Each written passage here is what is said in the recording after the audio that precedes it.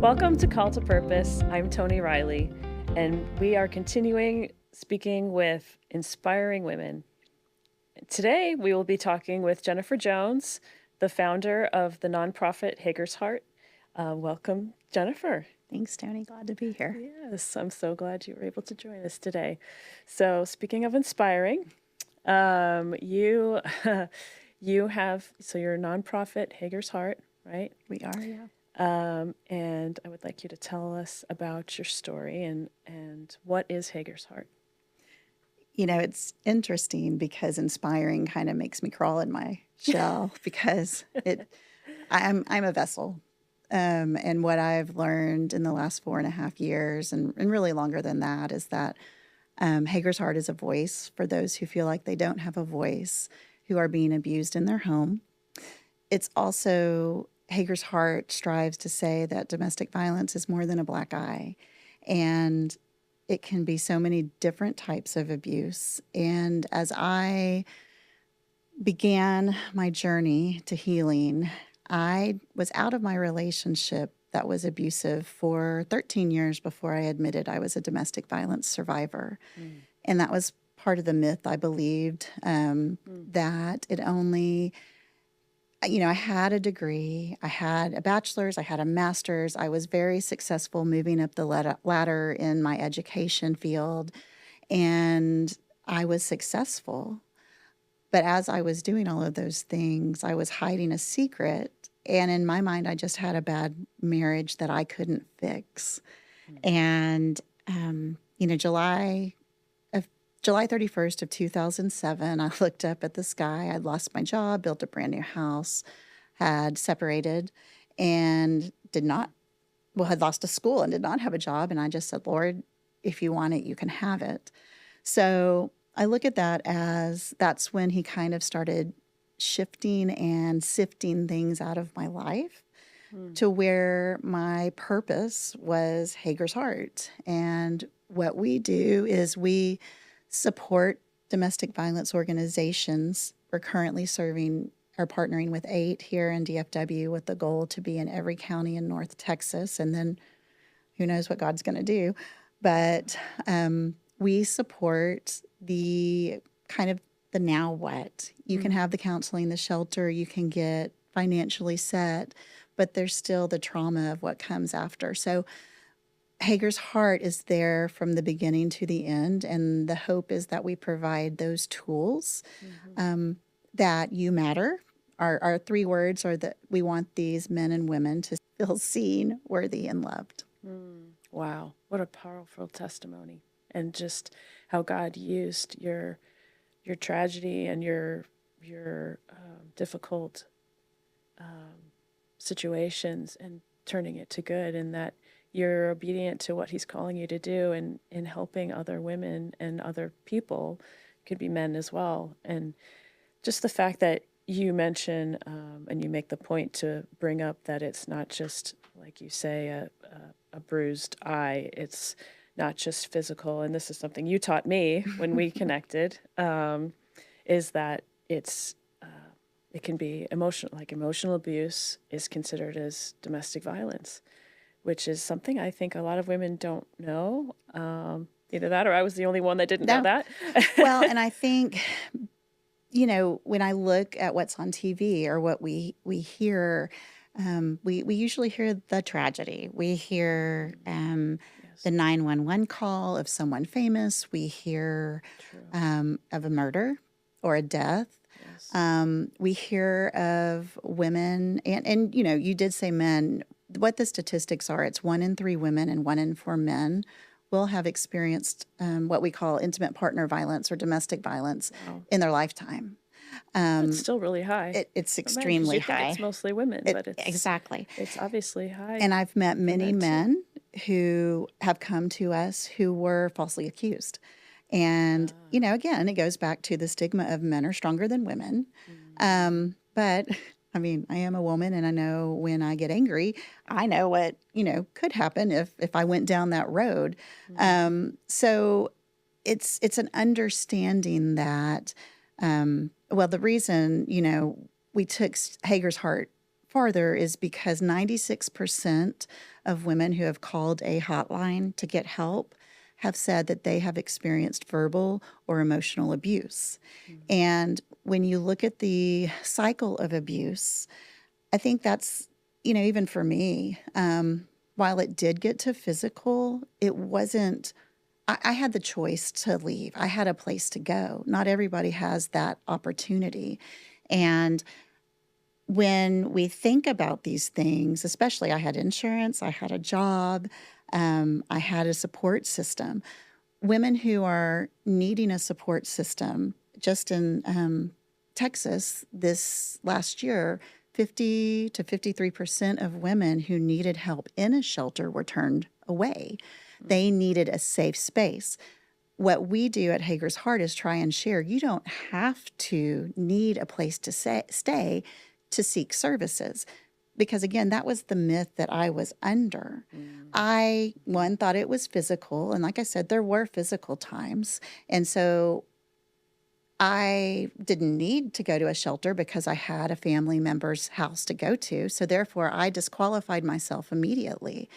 In the past few years too, there have been women who have been abused physically who are here illegally and think that they don't qualify for services. Yeah. Or I'm married to a doctor or a lawyer who has a six-figure income, and therefore, I can't leave this lifestyle. Yeah. The biggest thing is everyone is a human being and deserves to be treated fairly. Yeah. No matter what's your income. No matter what your income, no matter what you look like. Yeah. And while those statistics are 1 in 3, 1 in 4, I am not in that statistic. Mm. And I can tell you I left many more times than 7 to 12. Yeah. Yeah. Well, and I think that's very common, and it also being in,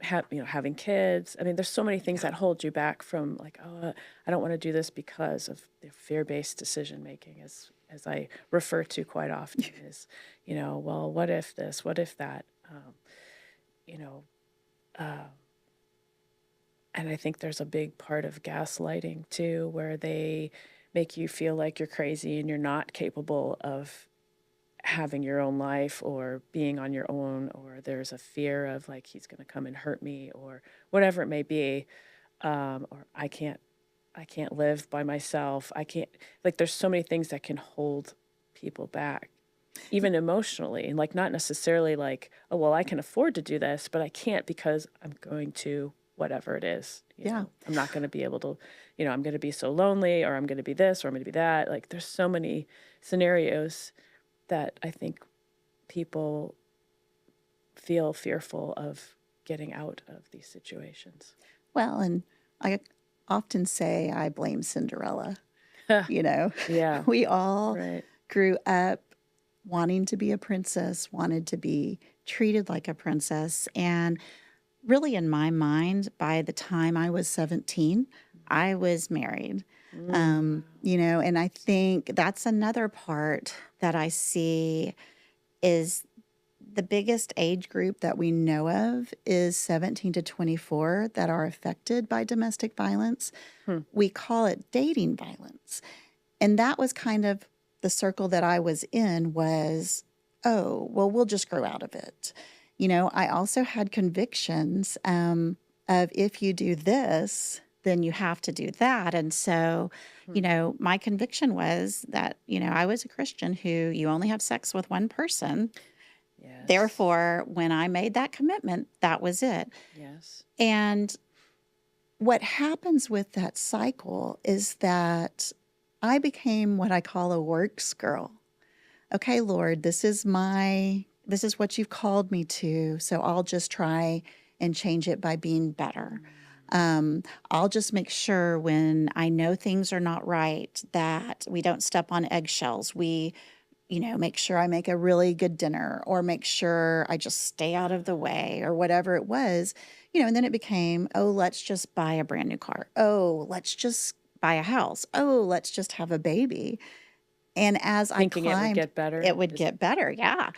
And what I realized is God protected me, one, Mm-hmm. but God really wasn't my heart. And so, going to how we got the name Hagar's Heart, when I, in 2007, I told you July 31st, and then when I left education, I'd been in education for 20 years. In 2018, I left.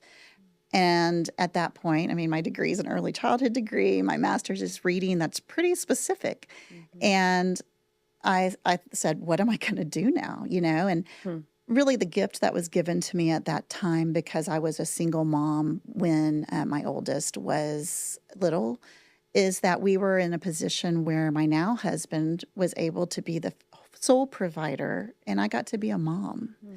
And so it was through those times. And then in 2007, 2018 is where I say I met Hagar. And I was so angry with God because, as I said, I was a works girl. I'd done everything right. So why? Hmm. But it was in those 2 years that I read Genesis 16:13. And I couldn't figure out why I connected with Hagar, because we're two totally separate situations. She was used because Sarah couldn't have a baby. Yep. I've read different Bible studies that said she was a daughter of a Pharaoh, but she believed in what Sarah and Abraham were doing, so she followed them. And so the guilt and the shame Hmm. I very much resonated with. And then Hmm. she ran away, which is really what I was doing too. And when she was met by an angel, she looked up in Genesis 16:13 and said, I now see the God who sees me. Wow. And that's when I began hope in 2007. But in 2018 is when I realized I'm more than a teacher. I'm more than a single mom. I'm more than abused wife. I'm Jennifer. And you called me to be Jennifer. Yeah. Therefore, that's kind of the message we share at Hager's Heart, is that you're more than your titles. Yes. So that's the hope, and the goal is to say you can overcome whatever it is. And even though you're in this situation right now, it can get better. Hmm. Amen. Amen.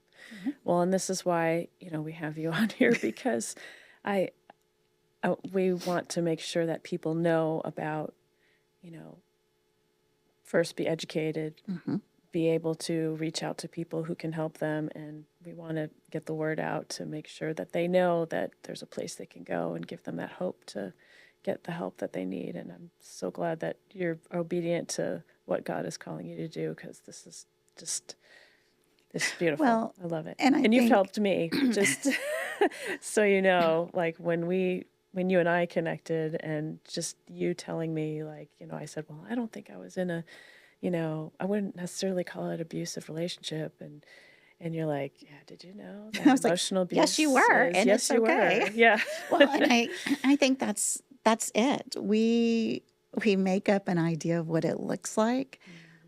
It's in every zip code, in Mhm. Tarrant County, in Dallas County, in Harris Yeah. County, everywhere. Yeah. There is no zip code that it's not in. It's in Mhm. every state. The interesting thing that I've learned is we don't give, I don't want to say credit, but we don't acknowledge that men can be abused too. Sure. And so in our country, we only have two shelters for Mm. men. And there's Wow. the In the one entire in the country. entire country. Wow. And there's one, it was the first one that started in Arkansas. And then we partner with a family place, and they're the other one. And so we are able to touch men. Now, it does happen more to women, and the majority of the shelters that we work with Mhm. are women. But actually, between the family place and One Safe Place, which is in Tarrant County, and One Safe Place is different because it's a walk-in. And So truth be they'll take told, whoever, whether it's you can men or walk women. in Okay. Monday through Thursday from Good to know. 8:30 to 5. You are then partnered with an advocate who does a danger assessment, and you're partnered with somebody who understands, and really, I would believe that's kind of the first validation Mhm. of, okay. And then it's not, because what I've learned too, it doesn't look the same, right? Like, Mhm. you had just kind of thrown to the wayside that you had experienced abuse. And I was told by someone who lost family members as we sat and talked, and I too was, and she lost family members, daughters, and a father to domestic violence. Wow. But it was one of those things that she looked at me and she said, before I ever said anything, I hate it when people say, oh my gosh, yours is so much worse. Because she said, we've all been through it. And, bumps and bruises go away, but those words still stick with you. And even after, when you've separated from your abuser, whether you share a child or don't, the abuse still continues. It just looks differently because you begin as the survivor to set boundaries. So with One Safe Place, you walk in and they meet you where you are and they give you what you need. So really what I have now seen Hagar's heart as is making these connections where you may be in Dallas, and we've had quite a few over the last 6 months or so reach out to us and say, I have a friend that needs this, or I have a friend. We're able to say, where are you? What's going on? And even say, do you want me to meet you there? Because the hardest step is to get there to realize you are worth it. Wow. That's pretty profound. And I think a lot of people need to hear that they are worth, because I think a lot of people that get into these situations don't feel worthy, whether they consciously realize that or not. Well, and I jokingly say now, and that's the thing, I was that person 20 years ago that I was like, okay, there must be something fake about them. There's no way. And I am that person now to say, you can be better than me, because I jokingly say, we always say we need to be hit by a 2x4 or whatever.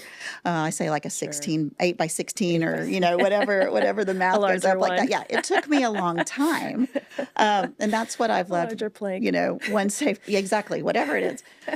But that's what One Safe Place has taught me. They also have a Voices Committee, which is a group of survivors that I'm a part of. And every time I walk into that meeting, I tear up because these are my people. Yes. We haven't shared the same journey, but we know what it feels like. Absolutely. We know. And that, to me, is what we all need to know. It's a very isolating, shameful, embarrassing place to be. Yeah, but it is the place to be. To go to get the help is what I mean. Yes, from One Safe. Yes, One Safe, well, and what I should have place. said was that's, I think, why people don't share it. Yeah, because even though the actions weren't caused by you, you feel that you were a part of it, right? Which somehow hence the question we all hear, well, why did you stay? Right. Well, there's so much from the emotional that has been tied into this. And, your abuser is someone you love. Yeah. Because you think when you first get into the relationship, I think you think they're somebody they're not because they pretend to be somebody that they're not. Right. And then all of a sudden they start going into this thing and I think a lot of women and men keep thinking, oh, well, I just want to go back to who that person was in the beginning because I know it's there. So surely we can get back to that person. It's like you play these games with yourself in your head. Well, and like me, you don't ever know what it looks like, but when you are loved and lavished and you believe, oh, this is my best friend, he knows everything about me, we'll just grow out of it because of the age we're in. And it's something that you have a story. It happens to you, whether you meant for it to or not. And when you come out about this, it's one of those things that if every 1 to 3 people or every 1 to 3 women are having this happen, go home tonight and count 1, 2, 3 as you drive in your neighborhood. Now, I'm not saying it's happening in that house, but that's the prevalence of what we have here. Yeah. That if I could tell a survivor anything or someone going through this, you're not alone. Yeah. Well, yes, exactly. I think that's important to say as well, because a lot of people do feel alone when they're, even if they don't have family members who are supportive, they have other people outside of that circle that want to help. Right. Yeah. because they've been through it themselves and they want to reach out and help. And it's what a great way to connect with people who have been through it, that where you feel safe. That's why it's called One Safe Place. Yeah. And I want to make sure I mention too that they do have detectives in One Safe Place. If you call 911 and or even just call the police department and want to file a report, they have detectives who sit in One Safe Place. Right. And Well, I know and that from experience, but they're very, very kind and very helpful. yeah. And, they are a family justice center. We are a partner with them, but they are what I said earlier, a one-stop shop. Maybe you've been sex trafficked. Maybe you have a court hearing where you're going to go and face your abuser for the first time. There's a mock courtroom in there. They will find if you need shelter. They may not have shelter, but they're going to find where it is that you can go. And so they have it all because they recognize that it's not just a woman problem or a man problem, that it's a community who needs to come together to support these people. So that's why I'm proud to partner with them as Hager's Heart, because we're just a piece of the social emotional that is helping them make whoever they serve whole again. Wow, wow, that's awesome. I love that, and I'm so glad you're a part of it. Me I know too. God brings all the good, all the bad into good. That's His promise, right? Very Well, I much want to so. make sure that I ask all the questions, or at least most of the questions that I wanted to hear from you. Um, let's see, we answered that. What advice would you give someone who's feeling afraid of taking a step in the right direction with protecting her children and herself emotionally and physically? That's a hard one. Um, the first thing I think I would say is it's okay to think you can and then think you can't. Um, it's okay to make mistakes. It's okay to also care for yourself. And I think, that is why Hagar's Heart provides the ICU box, which is really how it all started on my front porch in COVID, May of 2020, where we were being told on the news that women couldn't leave. They couldn't contact a shelter. They couldn't get the help because we were in a Oh, lockdown. What was real interesting to me is at that time, I connected emotionally, but I still hadn't admitted I was a domestic violence survivor. wow. And because of what surrounded my situation, I was in a support group. And while that support group saved my life and gave me some tools, that support group also, for whatever reason, made me keep my story quiet because I felt like if I kept my story, like if I told my story, it would out what I was supposed to be protecting from my abuser. Mm, And through lots of counseling, I realized that my story mattered just as much as his did. And just because the circumstances happened at a certain time didn't change. There's no excuse for domestic violence or domestic abuse. mm-hmm. And I'm here to say too, we look at the word violence and all we think of is immediately the Physical, physical. right. But I can tell you, violence in words is the most cutting to the heart thing. That a dear friend told me that going through this, it's a marathon, not a sprint. And so going back to what would I say, I think more than saying anything is to know that someone's going to listen and believe you, because I can say everything, but that's not what someone who's experiencing this needs to go through. They need to hear, I should say. Mm-hmm. As we go through this, it's something that the cycle of abuse can be really small. Mm-hmm. Maybe it just happens once a year and it's just this incident. Well, and you mentioned about I believe you. I know in certain gaslighting situations, the abuser will make you think you're crazy because they'll say, "Oh, I didn't say that," or "No, I didn't. That's not how that went," or "This is how it went," and they make you think like, "Wait, you start second guessing yourself. Yeah. And that's kind of, so our ICU box, what I learned while I was teaching is it takes 5 to 7 positives to make up for one negative. So back in May of 2020, I asked many people to bring back the thing we don't do anymore, and it's a handwritten letter. And so in this box of 16 self-care items for the women, there is a handwritten letter on top of 5 to 7 positives. And what became such a difficult thing in the beginning of 2020 for Hagar's Heart to get has now become overwhelmingly popular because our supporters, our volunteers see the difference.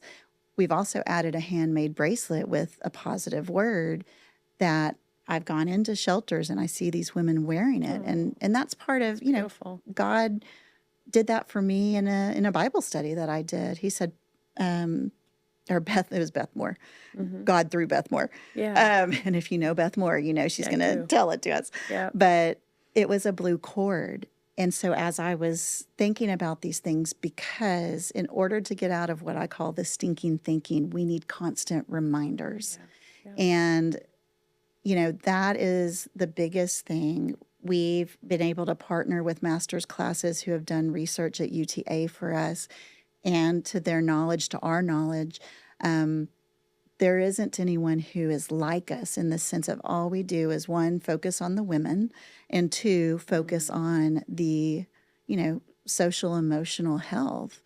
Yeah. So tell me what's inside the box that you give out. Yeah, so it's interesting because I hate to say this because I just feel like I'm the vessel, but it's my story. Oh. It's things like when I had to share custody of my son, what did I do?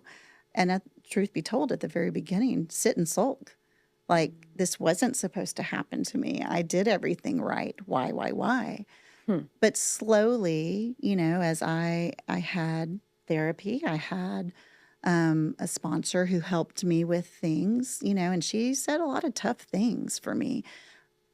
I would start going to get a pedicure and know it was okay. Not worry about, I just spent this money on me, but I need it for my toddler. Going out to dinner alone.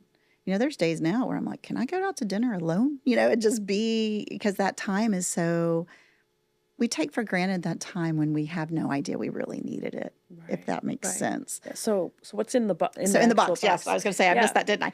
No, that's okay. But so there's that's great. But self-care is very important. Yes. Absolutely. But going to that is what's in the box. A hand, tools good. for pedicure and a manicure, chocolate, because I believe chocolate should be a food group, but chocolate, we use Dove chocolates because, one, it's a good taste, but then also it has positive messages on the wrappers.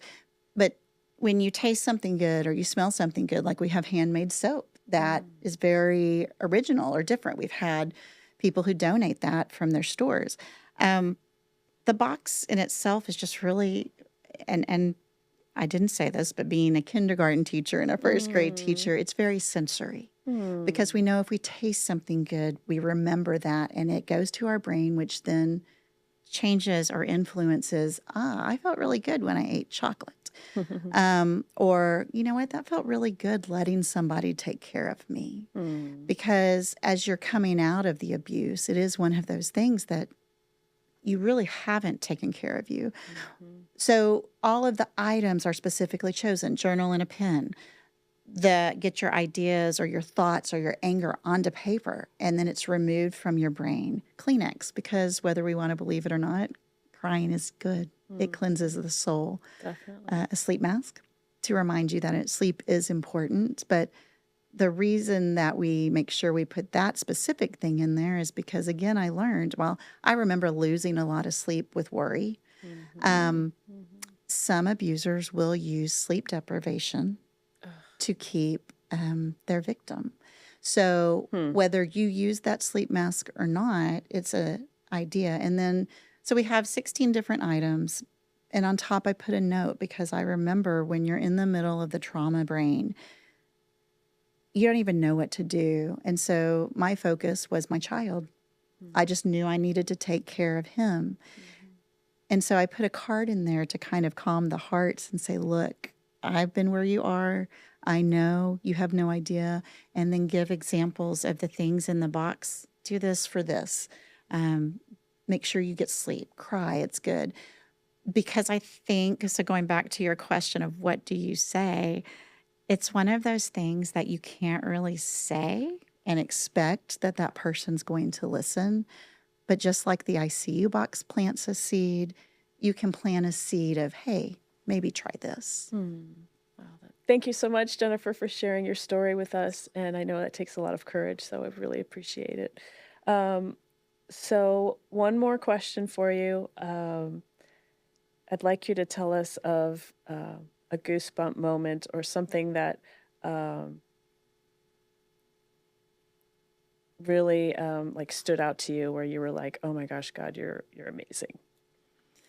So I'm not sure when exactly, probably 2008, 2009. I had a great spiritual counselor, and visualization was one of the best things that I could do at that time. And, I talked earlier about titles and what I thought my purpose was. But in that moment, she said, close your eyes and I want you to tell me the first thing you see.